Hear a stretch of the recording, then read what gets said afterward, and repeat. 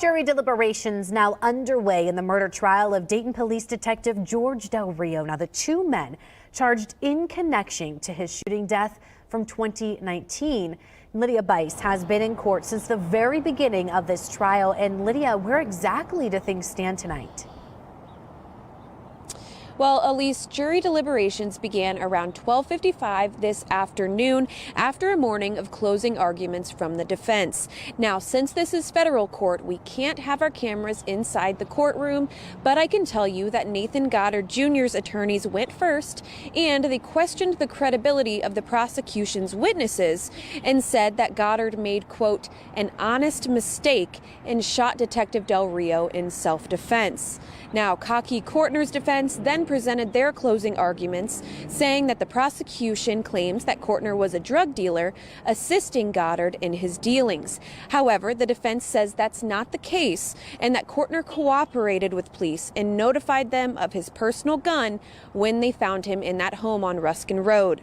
Now, the prosecution got their chance to rebuttal before the jury began deliberations, and they ended by showing a video of Goddard, which they say proves he shot Detective Del Rio with ill intent.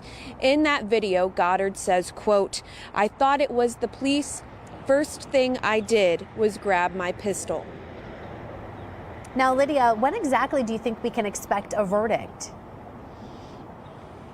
Well, we know deliberations ended today at 4:45 this afternoon, and the jury is due back tomorrow morning at 9 a.m. Now, when they reach a verdict, whether it be tomorrow or another day, we'll bring you their decision here on air and online at Dayton247now.com. Back to you.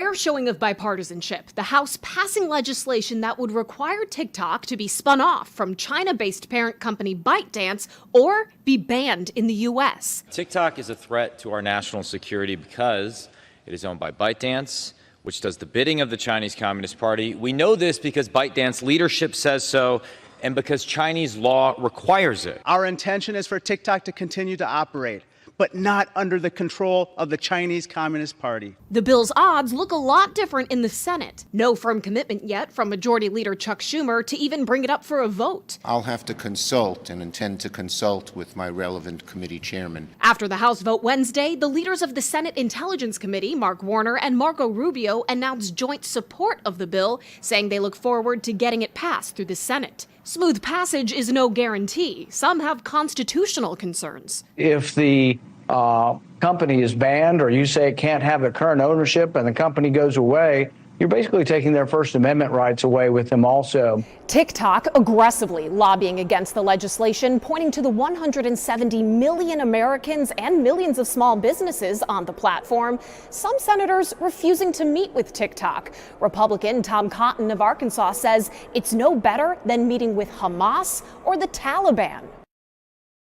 And that was Ultra Al-Nashar reporting. Now, at this hour, some of the charges against former President Donald Trump in the 2020 election case are dismissed. Fulton County Superior Court Judge Scott McAfee says 6 of those charges in the indictment are getting tossed because there's not enough details on the crimes. The rest of those charges, though, are still intact.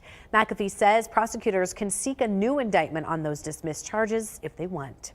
Well, 4 years ago today, the world shut down after the Trump administration declared a national emergency for COVID-19.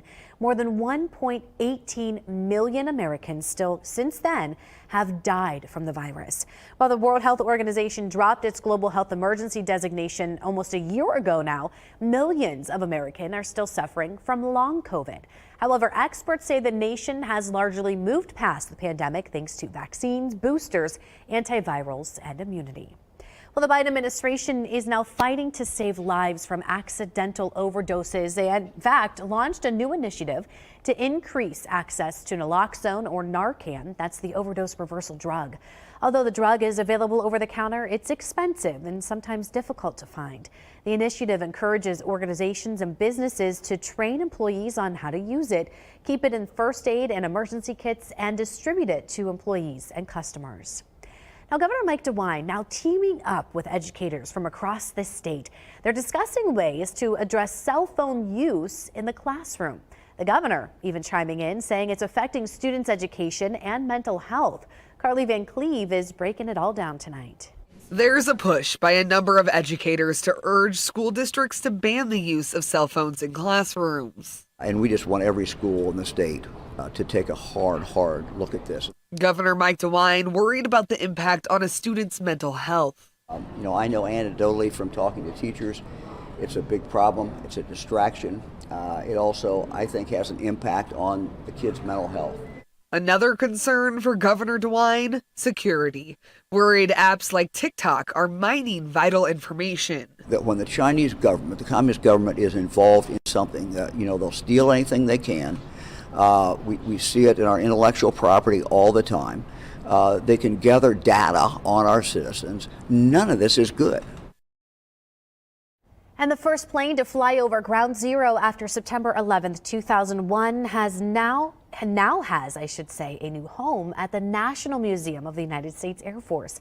It's a Civil Air Patrol Cessna 172. You see it here flying and actually touching down here behind me. And before its arrival in Ohio, crews flew that plane over homes of the original crew that flew over Ground Zero on September 12th. Flight in was a real privilege to be able to fly this historic airplane into the United States Air Force Museum. I've been a patron of the museum myself for many years, and it's just an amazing privilege to be able to do this. Now you can now see the photos the crew took of the devastation of the World Trade Center at the museum as well. That aircraft was in use from 1986 until its retirement today. Kettering Health now working to make sure anyone who needs feminine products will have them. The network's medical centers and OBGYN facilities held its first ever period poverty collection drive today. The drive is in collaboration with FemAid Collaborative to provide feminine hygiene products for those who don't have access because of financial barriers. In a statement from the administrative director of Kettering Health Medical Group, OBGYN Services says in part, quote, in Ohio alone, nearly 33% of women below the age of 25 are faced with period poverty. With this initiative, we may not be able to completely eradicate the problem, but we will certainly make a difference in the lives of many. We have a full list of participating locations on our website, Dayton247now.com. At this hour, Wright State University is looking for a new athletic director. Longtime AD Bob Grant announced he's retiring at the end of the month. Now, Grant has been at Wright State for the past 30 years and was named director of athletics in 2008. Under his leadership, Wright State had 15 combined NCAA tournament appearances since 2018, among other achievements. The deputy director of athletics, Jolynn Brown, will serve as interim director of athletics. Also tonight, juvenile crime has become a growing issue across the nation, why some now believe teens should be tried as adults. Plus, I'm tracking a risk for severe weather for our Thursday. That's why we have our code red weather alert. I'll time it all out for you coming up. You're watching Dayton 24/7 now.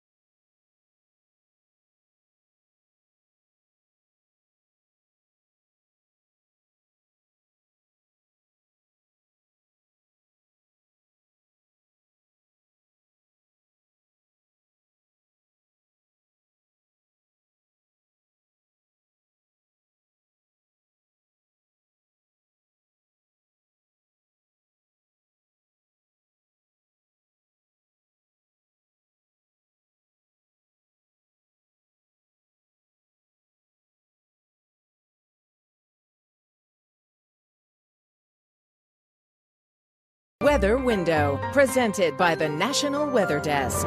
Pollen season is in full swing in South Carolina. There's so much of that yellowish greenish powder, even this alligator seems annoyed. And this guy was spotted yesterday in Florida. Black bears in Florida do not hibernate, but they will spend time in their dens between late December and late March. But even then, they spend less time and sleep less deeply than bears in colder climates. Want to see your weather photos and videos on TV? Click Chime In on this station's website to share.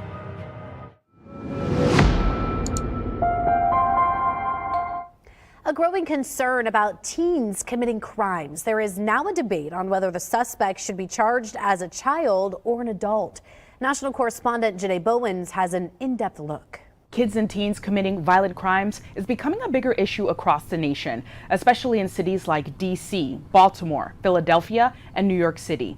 In Las Vegas, 2 teens are accused of running down and killing a 64-year-old bicyclist. They're being tried as adults and face multiple charges, including murder. It appears 18-year-old Jesus Ayala was unusually calm after his arrest. Think I'm gonna come out on the news? You might. Ayala was also heard telling the officer that he would just get a slap on the wrist. Juveniles who are encouraged to commit crime by fellow gangbangers, fellow criminals, knowing that juveniles are going to receive lesser punishment, lesser sentences. We've got to punish aberrant behavior. But many agree when it comes to kids and teens being tried as adults, a lot of factors must be considered. Jail or certifying a juvenile as an adult does not act as a deterrent for a juvenile who, 1, doesn't know the law, and then 2, even if they do know the law, are incapable of understanding its impact on the rest of their life. Former federal prosecutor and criminal defense attorney Jorge Vela says kids aren't mature, but there are many instances where juveniles are tried as adults, especially if they are a threat to society. In Washington, I'm Janae Bowens. Well, code red weather alert for our Thursday. We're tracking the potential for severe storms across the Miami Valley. Still a low end risk. We're going to really wait and see how storms develop earlier into the day tomorrow to see if they can make their way into our region by the early afternoon. We're talking lunchtime time frame, and then again in the evening, potentially some more storms developing. So breaking it down for you for our risks. So the tornado risk, 2%. It's a low risk, but it's there. An isolated tornado can't be ruled out with storms that could develop during the day tomorrow. Damaging wind risk, still 5%, which is pretty low, but it is there as well. So we're going to see the potential for potentially some storms to produce some winds of 60 miles per hour. I do think we could very likely see an upgrade for our region, maybe up to about a 15% risk for our winds. And then same thing with our hail, low wind risk, but we could see some isolated large hail. Heavier rain is also going to be a potential with any storms that develop during the day tomorrow. Got a couple of rounds that we're going to be monitoring, so I'm going to break that down for you. But for right now, we got some high clouds. It's a beautiful afternoon. Currently, we are sitting at 72 degrees. It's a great day. We're 5 degrees warmer compared to this time yesterday. Got a nice southwesterly wind, 8 miles per hour, 70s across the board, 68. One of our cool spots in Urbana right now, but that's still very nice. 72 in Middletown, 70 in Springboro with a mostly clear sky. So our next weather maker is back off to our west. You can see a severe thunderstorm watch for the St. Louis area right now. They're tracking some thunderstorms.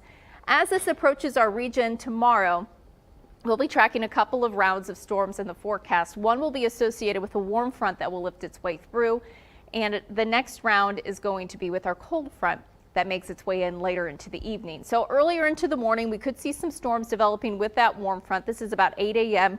Some rumbles of thunder, not really anticipating severe weather with this round moving through. But heading into the late morning, I should say, early afternoon, around lunchtime, we could start to see some storms developing back off to our west. So this is about 2 p.m., posing a risk for a line of storms, bringing the threat for damaging wind gusts. Could see some large hail. And then there is that isolated tornado risk. Again, low risk, but we'll track that. Followed by later into the evening, another round of storms making its way through with our cold front that will also bring a low wind risk for severe storms, damaging winds possible. So at this time, just have a way to get those weather alerts, stay weather aware during our day on Thursday, and we'll be keeping you posted. Cooler air, some lingering showers into the day on Friday, and then it turns colder with below normal temperatures. Then returning to the Miami Valley. In fact, only a high of 38 on Monday, with a few snowflakes that will be possible as well. You'll see that here heading into the weekend. Pretty nice overall, but colder air, even colder air, slides in on Monday, bringing the threat for a few snow showers by early into the day on Monday. We'll be right back. You're watching Dayton 24/7 now.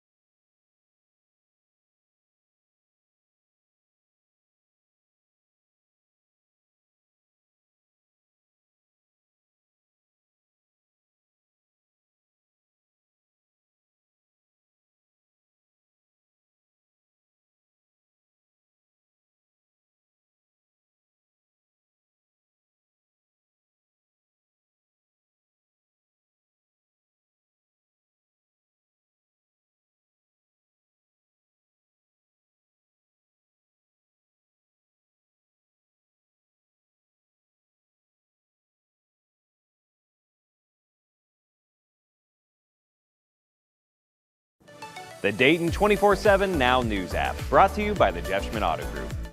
Well, students at Sinclair Community College had some special visitors today. A goat cuddles session was held for students to de-stress. Tage Joshi was there and gives us a look at the event.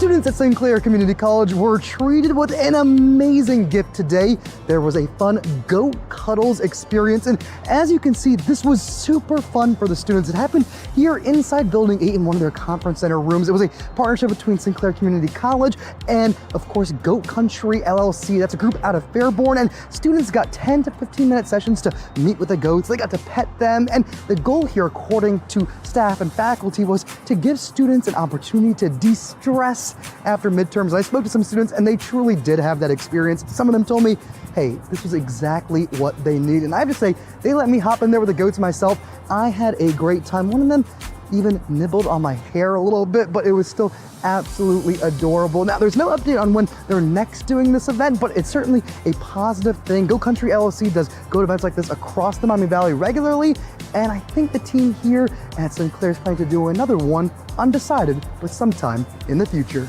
Back to you in the studio. Are we just not going to talk about the elephant in the room? Why was the goat just like hanging out on Taja's back? Must have been pretty comfortable, just chilling there. He really was too. That's so cute. He was really just cute. like, "Yep, you're going to take me for a ride." Right. Thankfully, they had diapers on. Right. But those diapers were cute. They are. They were very cute.